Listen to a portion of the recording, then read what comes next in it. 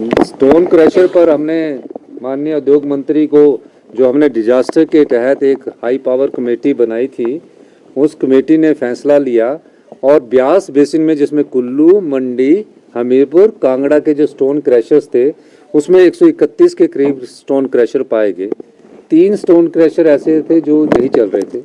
लेकिन जब high power committee ने हर स्टोन क्रशर में जाकर देखा तो हमने ये पाया कि 63 स्टोन क्रशरों के पास वैलिड लीज ही नहीं है। तो जिनके पास वैलिड लीज नहीं है तो वो स्टोन क्रशर चल कैसे रहे थे? किस प्रकार पिछली भारतीय जनता पार्टी की सरकार ने आंखें मूंद रखी थी? हमें तो बने हुए अभी 11 महीने ही हुए।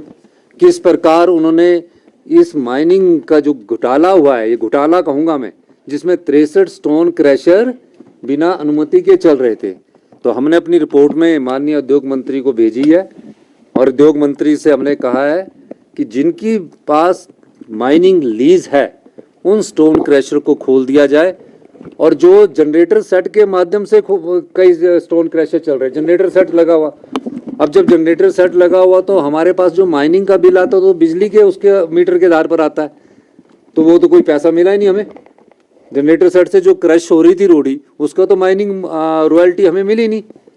उसके बारे में हमने कहा कि इस बारे में भी आप अपने विभाग से इसकी जांच करिए, और ये भी कहा है कि जिसकी भी वैलिड परमिशन है और कुछ कमियां, उस कमियों को अगर दूर किया जाता तो उन स्टोन क्रशरों को भी आप खोलिए और उसको सिंगल विंडो के तहत हम अभी लाने के प्रयास कर रहे हैं।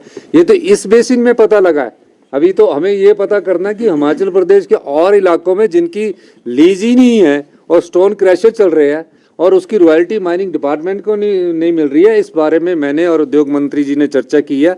हम चाहेंगे कि जिन्होंने भी माइनिंग की है, चाहे वो कैप्टिव वाले हैं चाहे दूसरे स्टोन क्रशर है, उसकी रॉयल्टी सरकार के खजाने में जमा करवाए। इस दृष्टि से हमारी सरकार की विशेषता है।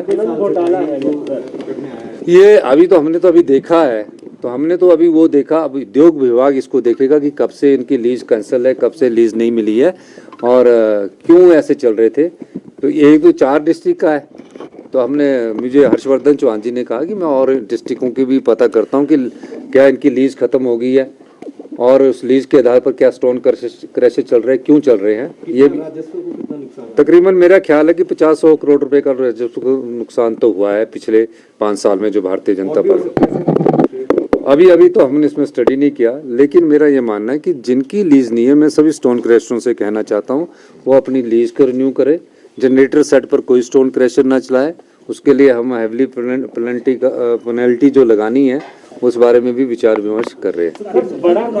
बैठक है, उसमें जो हमने इंतकाल अदालतें लगाई है, उन इंतकाल अदालतों में हमारा 76% इंतकाल हो चुके हैं।